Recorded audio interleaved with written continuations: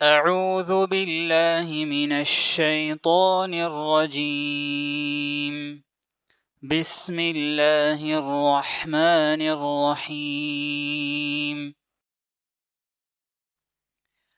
السلام عليكم ورحمة الله وبركاته.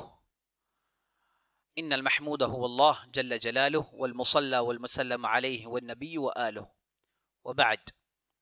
پیارے ساتھیوں، ماؤں بہنوں اور خواتین اسلام، میں اللہ رب العزت کی بارگاہ میں دعا کرتا ہوں کہ اللہ رب العزت ہماری عبادتوں کو، ہماری نمازوں کو، ہمارے روزوں کو قبول فرمائے اور جن کے بدلے ہمیں جہنم سے چھٹکارا دلائیں، آمین یا رب العالمین۔ جیسا کہ گزشتہ کی مجلس میں ہمارا وعدہ رہا کہ ہم انشاءاللہ آئندہ کی مجلس میں محمود غزنوی کے تعلق سے گفتگو کریں گے۔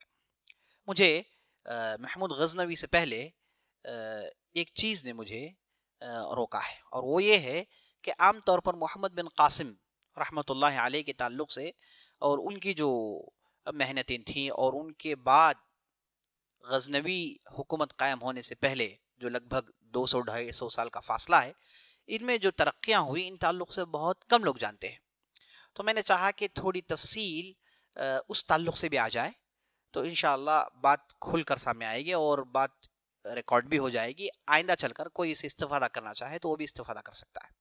تو آج ہم یہ دیکھیں گے کہ محمد بن قاسم رحمۃ اللہ علیہ کے بعد سندھ کے اس علاقے میں کیا کیا ترقیاں ہوئی، خاص طور پر علمی کیا کیا ترقیاں ہوئی اور مسلمانوں کی حالات کیا تھی، یہ میں بتانے کی کوشش کروں گا آنے والے چند لمحات۔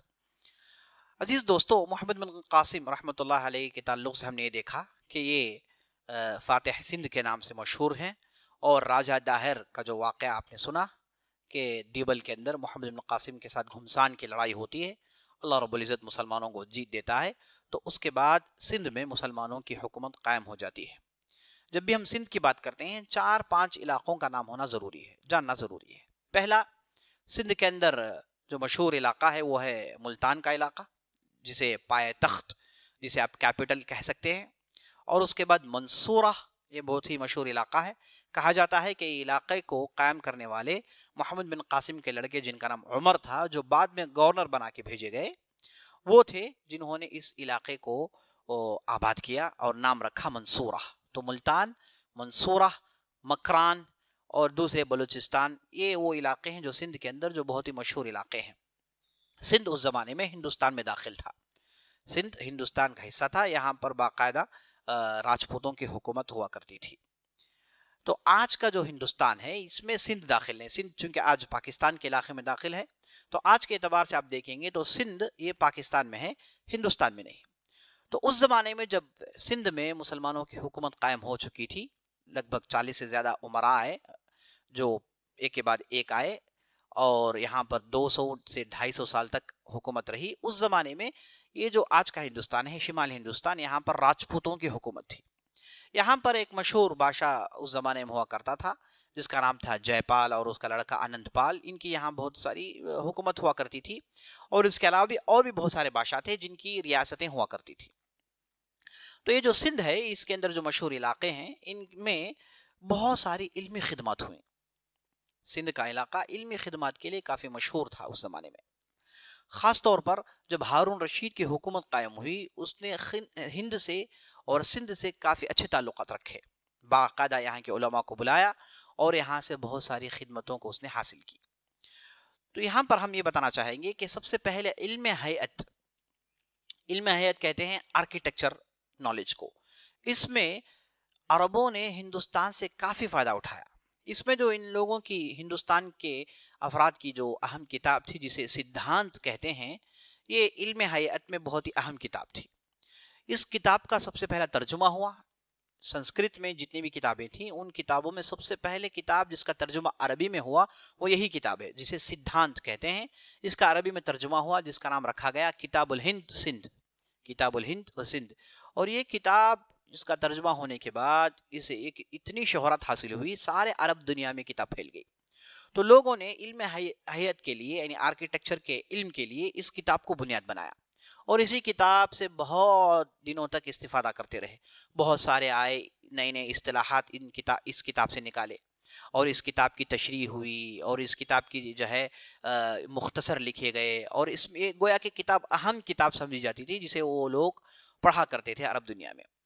اور اس کے بعد دوسرے درجے میں جو کتاب ترجمہ ہوئی، جو اصل میں یونان سے سنسکرت میں ترجمہ ہوئی اور سنسکرت سے عربی میں گئی، اس کا نام ہے المجسطی۔ یہ منطق اور فلسفے کی بہت ہی اہم کتاب ہے، آج بھی اس کتاب کو بعض علاقوں میں پڑھایا جاتا ہے اور لوگ پڑھتے ہیں۔ اور اس کتاب کا جب ترجمہ عربی میں ہوا تو عربوں نے اسے ہاتھوں ہاتھ لیا، اور اس میں جو فلسفے اور منطق کی باتیں تھیں اسے بڑے غور و خوض سے پڑھنے لگے، اور یہ کتاب کافی مشہور ہوئی عرب دنیا میں۔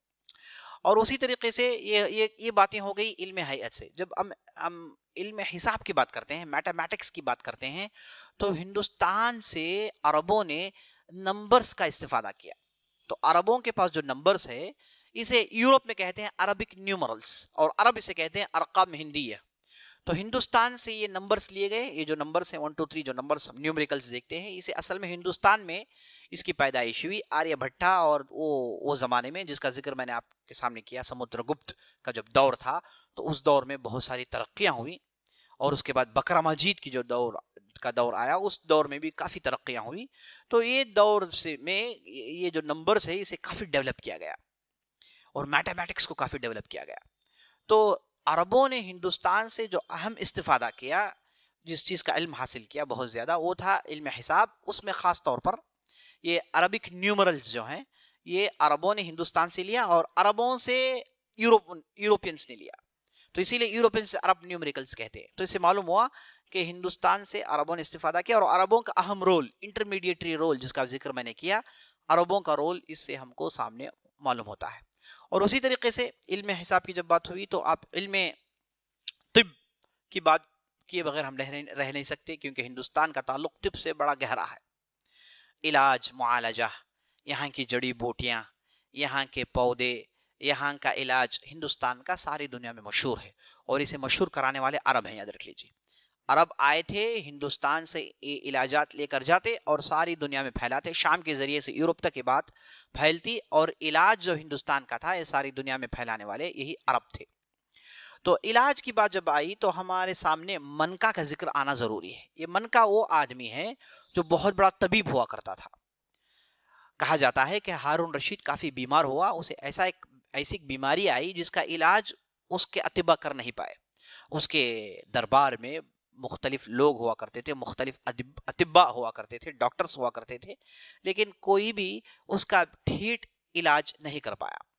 تو ہارون رشید کو جب معلوم ہوا کہ سندھ کے اندر منکا نامی ایک بہت بڑا ایک طبیب ہے جو بہترین علاج کرتا ہے، تو ہارون رشید نے سفر خرچ دے کر اس پنڈت کو بلایا، اور منکا نے ہارون رشید کا جب علاج کیا تو ہارون رشید شفایاب ہوا، صحت مند ہو گیا، تو کافی خوش ہوا۔ تو منکا کو یہ حکم دیا کہ تم میرے پاس رہو، اور منکا کی ذمہ داری میں بہت ساری طبی کتابوں کا ترجمہ جو سنسکرت میں تھی عربی میں ہوا۔ عربی میں بہت ساری کتابوں کو لے کر گئے، اور ہارون رشید وہ آدمی ہے جس نے ترجمے کے تعلق سے کافی اہتمام برتا۔ اس نے دارالحکمت نامی ایک ترجمہ سینٹر بنایا جس میں ساری دنیا کا علم لایا جاتا، کتابیں لائی جاتی، اور ان کا ترجمہ عربی میں ہوتا۔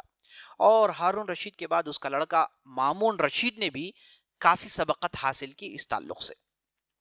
تو ہم دیکھتے ہیں کہ ہارون رشید کے زمانے میں منکا کی جو ہے طبی کتابوں کا ترجمہ ہوا، منکا نے کیا، اور اس کے بعد نہ کہ صرف انسانی طب بلکہ جانوروں کے طب کے تعلق سے بھی، یعنی ویٹنری کے تعلق سے بھی ہارون رشید نے اہتمام برتا۔ تو چانکیہ نامی ایک پنڈت کو بلایا گیا جو جانوروں کا علاج معالجہ بہترین انداز سے کرتا تھا۔ تو دوسری شستر اور چرک نامی کتابوں کا عربی میں ترجمہ ہوا، جس سے عرب کی دنیا میں کافی فائدہ اسے اٹھایا گیا۔ اور اسی طریقے سے ہم دیکھتے ہیں یہ جو طب کی باتیں ہو گئی، اور اسی طریقے سے یہاں پر حکمت کی کتابیں ہندوستان میں کافی مشہور تھیں، فلسافیکل کتابیں ہندوستان کی کافی مشہور تھیں، جس سے عرب نے بہت زیادہ فائدہ اٹھایا۔ خاص طور پر پنچ تنتر جو ہندوستان کی ایک مشہور کتاب ہے، سنسکرت میں ہے، اس کتاب کا ترجمہ ہوا عربی میں جس کا نام رکھا گیا کلیلہ و دمنہ۔ اس میں حکمت کی باتیں ہوا کرتی تھیں، اور اس میں نصیحتیں، بادشاہوں کے لیے نصیحتیں، بڑوں کے لیے نصیحتیں، بچوں کے لیے نصیحتیں ہوا کرتی تھیں۔ ان کا باقاعدہ ترجمہ ہوا جسے کلیلہ دمنہ کے نام سے یہ کتاب لکھی گئی۔ اور اس کے بعد بوزاسف اور بلوہر नामी बाज़ किताबें हुआ करती थी जिनमें भी हिकमत की बातें थी और दकीक फ़लसफ़ी बातें थी जिनका तर्जुमा भी हुआ, लेकिन वो कौन सी किताब थी इसका जिक्र नहीं है। लेकिन इख्वानुस सफ़ा नामी ये एक किताब थी, उस किताब के अंदर इसके बाज़ हिस्सों का तर्जुमा आज भी मौजूद है। तो हिकमत से भी हिंदुस्तान की अरबों ने फ़ायदा उठाया, और उसी तरीके से हम देखते हैं कि अरबों ने जो हिंदुस्तान से जो लिया उसमें सबसे अहम चीज़ जो थी वो तसव्वुफ था। ये तसव्वुफ ये हिंदू मजहब का एक पेशकश है। ये हिंदुस्तान से अरबों ने लिया और अरब में इसे दीनी रंग दिया गया। अरब में इसे दीनी रंग दिया गया। जितने भी आप तसव्वुफ के अंदर जो बातें किताब और सुन्नत में नहीं है, किताब और सुन्नत से टकराती हैं, जो भी आप बातें देखते हैं, याद रख लीजिए इसका मरजा व मलवा मअवा वो हिंदी तसव्वुफ से है। तो हिंदुस्तान के तसव्वुफ से इस्लामी तसव्वुफ जिसे कहते हैं उसका गहरा ताल्लुक है। तो तसव्वुफ का भी काफ़ी इस्तिफादा हुआ हिंदुस्तान से। ये तमाम चीज़ें थी जिन्हें अरबों ने हिंदुस्तान से लिया और सारी दुनिया को फैलाया, खुद फ़ायदा उठाया और सारी दुनिया को फैलाया। तो इससे बात मालूम हुई कि अरबों ने काफ़ी जो है हिंदुस्तान से फ़ायदा उठाया। और उसके अलावा अरबी ज़बान में ढेर सारे अल्फाज हैं जिनका असल में वजूद संस्कृत में था, जो आगे चल के अरबी में आए। तो ये फ़ायदे हुए अरबों को हिंदुस्तान फतह करने के बाद सिंध वगैरह इलाके से। और अरबों ने हिंदुस्तान को क्या दिया? अरबों ने हिंदुस्तान को बहुत कुछ दिया, इसका जिक्र आपके सामने आने वाला है। अरबों ने हिंदुस्तान को इस्लाम दिया, अरबों ने हिंदुस्तान को तारीख दी, अरबों ने हिंदुस्तान को ज़ात पात के निज़ाम से छुटकारा दिलाया, अरबों ने हिंदुस्तान को बगीचे दिए, रास्ते दिए, सारी दुनिया के रास्ते बताए। यानी अरबों का भी बहुत कुछ एहसानात है हिंदुस्तान पर, और हिंदुस्तान से भी अरबों ने फ़ायदा उठाया। ये हमेशा हुआ है कौमों के दरमियान, एक कौम दूसरे कौम से फ़ायदा उठाती है। इसीलिए अल्लाह ने लोगों को कौमों में बांटा है ताकि एक दूसरे के अंदर तारुफ हो और एक दूसरे से फ़ायदा उठाएं। झगड़े नहीं, एक दूसरे को डुबाने की कोशिश ना करें, बर्बाद करने की कोशिश ना करें, बल्कि एक दूसरे से फ़ायदा उठाएं। तो उसी तरीके से हम देखते हैं कि ये जो मजहबी किताबें हैं इनका भी तर्जुमा हुआ, महाभारत का भी तर्जुमा हुआ। अजीज दोस्तों, बाज़ हिस्से इसके जो है अरबी में आज भी मौजूद हैं।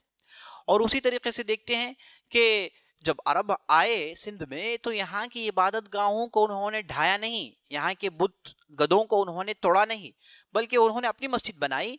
कभी भी किसी भी अरब की हुकूमत जब यहाँ पर रही, किसी भी को भी हमने नहीं देखा 2-2.5 साल के इस मुद्दत में कि उन्होंने किसी मंदिर को तोड़ा हो या फिर किसी बुत गदे को तोड़ा हो, यहाँ पर मस्जिद बनाई गई हो, ऐसा नहीं हुआ। सबसे पहले बुत गदे को तोड़ने वाले यही इस्माइली थे, जिन्होंने आमदन जानते बूझते ताकि सुन्नियों की ताकत खत्म हो उन्होंने एक कोशिश की, वरना अरबों ने कभी भी कोशिश नहीं की। तो अजीज दोस्तों, महाभारत का भी इसमें तर्जुमा हुआ। और उसी तरीके से बुतगदों में मशहूर बुतगदा जो बल्ख में है, बलूचिस्तान के उस पास के इलाके में बल्ख में एक बहुत बड़ा बुतगदा है जहाँ पर हमेशा आग जलाई जाती है। यहाँ के लोग आग की इबादत करते थे। ये बुतगदा, इसके जो पुजारी थे उनका नाम था बर्मक, ये यहाँ के पुजारी थे। और ताजुब की बात देखिए कि ये जो बर्मक कबीला था उसकी जो औलाद थी आगे चलकर मुसलमान हुई, और ये हारून रशीद के बहुत ही ख़ास मुशीरीन में शामिल हैं। यहया अल बर्मकी और उसके बाद खालिद अल बर्मकी, ये वो लोग हैं जिन्होंने अब्बासी हुकूमत के लिए बहुत कुछ वजारती खदमात अंजाम दिए, मिनिस्टर्स हो गए, खदमात अंजाम दिए। तो ये ताल्लुकात थे इल्म के एतबार से। और उसी तरीके से मजहब की क्या हालत थी सिंध में, ये भी जानना ज़रूरी है। आपको मैं बताता चलूँ कि बहुत बड़े आलिम, बहुत बड़े मुहद्दिस जिनका नाम था अबू माशर नुजैह सिंधी, वो सिंध के रहने वाले थे। इनकी वफ़ात 120 हिजरी की है। ये बहुत बड़े मुहद्दिस गुजरे हैं और इनका ताल्लुक तबा ताबईन से था, यही सिंध से इनका ताल्लुक था। ये मदीने में रहा करते थे, लेकिन इनकी पैदाइश और इनका ताल्लुक सिंध से था और सिंध में बाकायदा इनका आना जाना होता था। और सिंध में इनके शागिर्दों ने बहुत बड़ा हलका बनाया, ख़ास तौर पर मुल्तान के अंदर, जहाँ इल्मी सरगर्मियाँ बहुत हुई। इसीलिए हम देखते हैं मुक़द्दसी नामी एक सयाह, एक ट्रैवलर ये मुद्दत में सिंध आता है और वो मुल्तान के वाक़यात लिखते हुए कहता है कि मुल्तान एक ऐसा इलाका है सिंध के अंदर जहाँ इल्मी सरगर्मियाँ बहुत हैं, इल्म सीखने वाले उलमा बहुत हैं, और अबू हामिद अल मंसूरी नामी एक बहुत बड़े काजी मौजूद हैं जिनके इल्म की कोई हद नहीं। تو سندھ کے اندر کافی علمی سرگرمیاں تھیں اور کافی علماء موجود تھے اور کافی حدیث کی خدمت ہوئی. اور یہی مقدسی لکھتا ہے کہ سندھ والے اصل میں اصحاب الحدیث ہیں. سندھ میں وہ لوگ ہیں جو اصل میں حدیث کی اتباع کرتے ہیں, حدیث کی پیروی کرتے ہیں. یہاں کے لوگ صحیح نہج پر چلنے والے ہیں. یہ جو سیاح ہے اس نے اپنی کتاب میں درج کیا ہے. تو عزیز دوستو, یہ سندھ کے حالات تھے. یہ نام یاد رکھیے, ابو معشر جنجیح السندی جو تبت عبید میں تھے اور جنہوں نے حدیث کا کافی کام سندھ کے اندر کیا, جو آگے چل کر ہندوستان میں پہنچا. اور اسی طریقے سے ہم دیکھتے ہیں رجا السندی کے نام سے. رجا السندی جن کی وفات 321 ہجری کی ہے, یہ بہت بڑے محدث تھے اور کئی محدثوں کے استاد تھے. ان کی ابن ماجہ کی تفسیر بہت مشہور ہے, ابن ماجہ کی شرح مشہور ہے. یہ جو رضا السندی ہیں یہ بھی کافی مشہور محدث رہے اور ان کی اولاد بھی کافی مشہور ہوئی سندھ کے اس علاقے میں. تو عزیز دوستو, یہ علمی سرگرمیاں تھیں. اور اسی طریقے سے ہم علمی سرگرمیوں میں دیکھتے ہیں کہ یہاں پر فقہ میں کافی کام ہوا, بہت سارے علماء آئے. لیکن تعجب کی بات یہ ہے کہ یہ سب کچھ ملتان کے علاقے میں محصور. جب ملتان سے باہر نکلیں گے, منصورہ اور دوسرے علاقے میں جائیں گے, اسماعیلیوں کی وجہ سے یہاں پر بے دینداری عام تھی. یہاں کے لوگ بظاہر مسلمان تھے, نام عربی میں تھے, لیکن عمل میں ان کے پاس اسلام نہیں تھا. یہ بھی مقدسی لکھتا ہے. مقدسی جو مشہور سیاح جس کا ذکر میں نے ابھی کیا تھا, یہ کہتا ہے کہ ملتان کے علاقے میں کافی دین تھا, وہاں کے لوگ کافی دیندار تھے, وہاں پر علمی سرگرمیاں تھیں. لیکن سندھ کے دوسرے علاقوں میں لوگ دین سے کافی دور تھے, دین سے بیزار تھے. اور یہاں پر سما نامی ایک خاندان تھا جس نے لوگوں کو دین سے بہت دور لے گیا. یہ وہ لوگ تھے جو اسماعیلی فرقے کے پیروکار تھے. تو اہل علم کہتے ہیں کہ یہ جو دین سے بیزاری اور دین سے دوری کی وجہ یہی اسماعیلی اور قرمطی کی حکومت تھی. قرامطہ یہ اسماعیلیہ کا دوسرا نام ہے. یہی لوگ تھے جو آپ نے جس کا ذکر سنا کہ اسماعیلیہ کا جو پرچم لہرایا گیا جلم بن شیبان کے زمانے میں, یہاں پر اسماعیلیوں کو طاقت ملی. تو یہی عزیز دوستو لوگ تھے جن کی وجہ سے بے دینداری عام ہوئی. نام عربی میں تھے لیکن ان کے عادات پورے ہندوانہ تھے, اسلام سے بہت دور ہو گئے تھے. اسی لیے کہا جاتا ہے کہ جب غزنوی حکومت یہاں پر آئی تو ان کے ایک بادشاہ نے یہاں کے لوگوں کو لیا اور لے کر جا کر ایک اسلامی مملکت میں رکھا تاکہ ان کی اچھی خاصی تربیت ہو. تو عزیز دوستو, یہ سندھ کا جو علاقہ رہا, اس تعلق سے ہم نے باتیں سنی اور یہاں کی علمی سرگرمیاں اور مذہبی سرگرمیاں کے تعلق سے ہم نے باتیں سنی. تو عزیز دوستو, یہاں پر جو اسلام پہنچا تھا اس تعلق سے میں گفتگو کرنا چاہتا ہوں. یہاں پر ہندوستان میں شمالی اعتبار سے تو آپ نے دیکھا محمد بن قاسم آئے اور انہوں نے حکومت قائم کی, اور جنوب میں میں نے آپ کو گزشتہ مجلس میں بتایا تھا کہ بہت سارے علاقے تھے جہاں پر مسلمان آباد ہو گئے تھے. اس کی تفصیل بھی تھوڑی سن لیجئے. یہاں پر جو سب سے پہلی قوم جو آ کر آباد ہوئی بحیثیت تجار, تجارت کرتے ہوئے جو قوم آ کر ادھر آباد ہوئی, اس قوم کو نواحد کہتے ہیں. یہ قوم کونکن علاقے میں یہ لوگ آئے اور یہاں پر یہ لوگ آ کر آباد ہوئے, اور ان کی آبادی کی بھی کافی مشہور واقعات ہیں. یہ نوایت وہ لوگ ہیں جن کا تعلق بنو ہاشم سے ہے. ان کے تعلق سے کہا جاتا ہے کہ جب حجاج بن یوسف کی حکومت قائم ہوئی, حجاج بن یوسف بنو امیہ سے اس کا تعلق تھا اور اسے بنو ہاشم کے لوگوں سے کافی نفرت تھی. تو حجاج بن یوسف کے ڈر سے ایک بہت بڑی تعداد بصرہ چھوڑ کر وہ ہندوستان کی طرف رخ کرتی ہے, اور یہی لوگ کونکن میں آئے اور یہاں پر یہ لوگ آ کر بس گئے. انہی لوگوں کو آگے چل کر نوائد کہا گیا. یہی لوگ تھے جنہیں آگے چل کر نوائد کہا گیا. یہ قبیل نائطہ کی طرف اشارہ ہے اور اسی کی جمع ہے نوائط. تو یہ جو نوائط یہاں پر آ کر بسے, ان کی جو ہے بہت بڑی تعداد آج بھی موجود ہے بھٹکل اور دوسرے علاقوں میں. تو یہاں اس علاقے میں ان کی آبادی ہوئی. یہ سب اصل میں عرب سے آئے ہوئے ہیں اور ان کے ذریعے سے کافی اسلام پھیلا. اور ان کے علاقوں میں مشہور علاقہ بجنور کا علاقہ, جس کے تعلق سے میں نے ذکر کیا کہ اس علاقے میں ہر فرد تقریباً حافظ تھا جب ابن بطوطہ یہاں کی جو سیاحت کرنے کے لیے آیا تھا. تو نوائد کا کافی مشہور لوگ ہیں. اور اسی طریقے سے جہاں پر عرب آ کر اترے وہ ہے سری لنکا کی زمین. یہاں پر کہا جاتا ہے کہ ہندوستان سے پہلے وہاں پر اسلام پہنچ گیا تھا تجارت کی وجہ سے. تو آپ نے سنا راجہ داہر کے اس واقعے میں کہ ایک کشتی نکلی اور اس کشتی کو وہاں کے لٹیروں نے ہڑپ لیا تھا, اسے روک لیا تھا. تو اس کشتی میں بہت سارے جو لوگ تھے وہ جن کا تعلق لنکا سے تھا وہ سب مسلمان تھے. تو یہاں کے جو لنکا کے لوگ جب وہ عرب دنیا جا رہے تھے تو راستے میں واقعہ پیش آیا, تو اس سے بات معلوم ہوئی کہ یہاں پر مسلمانوں کی کافی بڑی تعداد ہوا کرتی تھی, یہاں پر بہت زیادہ مسلمانوں کی تعداد ہوا کرتی تھی. اور اسی طریقے سے لنکا کے تعلق سے مشہور ہے کہ یہاں کے ایک بادشاہ نے جب انہیں معلوم ہوا عربوں کے ذریعے سے, تاجروں کے ذریعے سے, کہ محمد رسول اللہ ایک اہم شخصیت ہیں اور ان کا یہ زمانہ ہے, یہ آج بھی موجود ہیں, تو جب اس نے اسلام کی باتیں سنی, محمد رسول اللہ کی باتیں سنی, تو اس کا دل کافی ان لوگوں کی طرف مائل ہو گیا. وہ چاہتا تھا کہ جا کر دیکھیں.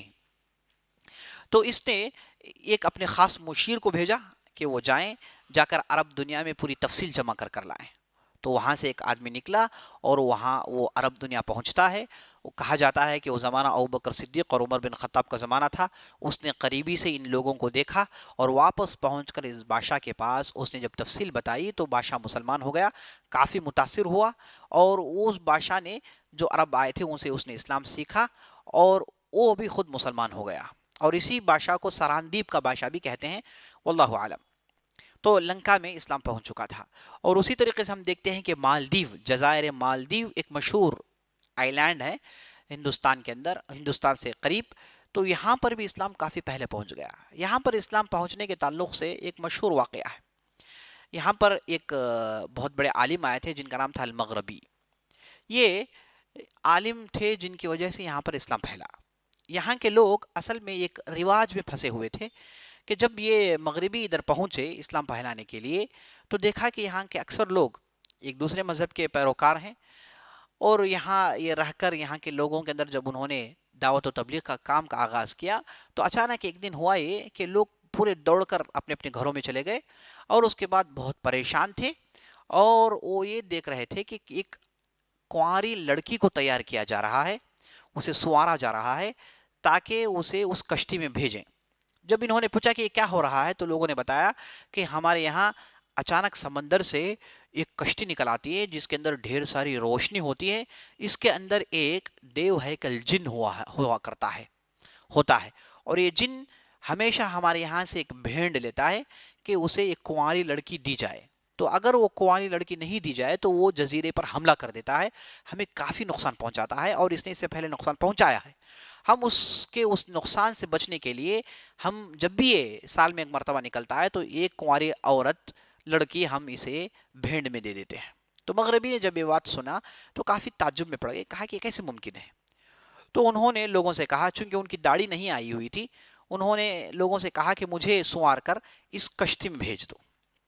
قربان جائے اس عالم کی اس ہمت پر, اس شجاعت پر, اور اس ایمان پر, کہ لوگوں نے تیار کر کے وہ صاحب کو کشتی میں بھیج دیا. تو جب وہ صاحب کشتی میں گئے, مغربی کشتی میں گئے, کہ دیکھے کہ اندر ایک دیو ہیکل انسان بیٹھا ہوا ہے جو اس لڑکی کا انتظار کر رہا ہے. تو جیسے ہی وہ کشتی میں داخل ہوئے انہوں نے زور سے قرآن کی تلاوت شروع کر دی, بڑی تیزی سے قرآن کی تلاوت کرتے رہے, قرآن کی تلاوت کرتے رہے. اور جتنا انہوں نے قرآن کی تلاوت کی اس شیطان کو کافی تکلیف ہوئی, بہت پریشان ہوا, بہت پریشان ہوا, یہاں تک کہ وہ دوڑ کر چلا گیا اور مغربی کو چھوڑ کر چلا گیا. تو اس کے بعد سے پھر کبھی وہ شیطان ادھر نہیں آیا, اور مغربی کے ذریعے سے اس واقعے کے بعد پورے کا پورا جزیرہ مسلمان ہو گیا ہے. آج بھی مالدیو ان علاقوں میں جہاں پر 95%, 95% سے زیادہ مسلمان ہوتے ہیں. تو یہی مغربی کی بدولت ہے جن کی وجہ سے مالدیو میں اسلام پھیلا. اور اسی طریقے سے مشہور علاقوں میں جہاں عرب آ کر اترے وہ ہے ساحل گجرات. ساحل گجرات میں آپ کو یاد رکھنا چاہیے کھمبھایت ایک علاقہ ہے اور سیہور ایک علاقہ ہے. سیہور کا علاقہ یہ آج کل بامبے میں قلابہ کا جو ایریا ہے اس ایریے کو بھی کہتے ہیں. یہ پورا ساحل گجرات کے نام سے مشہور تھا. یہاں پر کھمبھایت نامی ایک مشہور بستی تھی جہاں پر مسلمانوں کی کافی بڑی تعداد تھی. کہا جاتا ہے کہ یہاں کے جو ہندو بادشاہ تھے وہ مسلمانوں کی کافی عزت کرتے تھے. اس کی وجہ یہ تھی کہ مسلمان وہ لوگ تھے جو جہاز رانی یعنی جہاز کشتیوں میں کام کرتے تھے, ورنہ عام طور پر ہندوؤں کے پاس یہ چیز منحوس مانی جاتی ہے کہ کوئی سمندر میں کام کرے, مچھلی پکڑے سمندر میں, یہ جو کام ہے اسے ہندو منحوس سمجھتے ہیں. ہندو یہ کام نہیں کرتے تھے, صرف مسلمان یہ کام کرتے تھے. اور اس ساحلی علاقوں میں اگر یہ مسلمان نہ ہوتے تو یہاں کی علاقے ترقی ہرگز نہیں کر پاتے تھے, ترقی کرنا ان کے لیے مشکل ہو جاتا تھا, ترقی کرنا ممکن نہیں تھا. تو اس وجہ سے دوستو عربوں کی جہاز رانی یہاں پر کافی مشہور تھی اور اس وجہ سے انہیں کافی عزت ملتی تھی۔ مسعودی ایک مشہور سیاح ہے، وہ اپنی کتاب میں ایک واقعہ لکھتا ہے، کہتا ہے کہ ایک مرتبہ ہوا یہ کہ بدھی اور ہندو مل کر مسلمانوں کے بعض علاقوں میں گئے اور جا کر وہاں کی مسجدوں کو انہوں نے جلا دیا اور مسلمانوں کو کافی نقصان پہنچایا، اور اس کے بعد یہ واقعے کو انہوں نے دبانے کی کوشش کی، لیکن بعض مسلمان تھے جو آگے چل کے وہاں کے ایک ہندو راجا کے پاس یہ بات پہنچ جاتے ہیں کہ ہمارے پر ظلم ہوا ہے اور یہ ظلم کرنے والے فلاں فلاں لوگ ہیں۔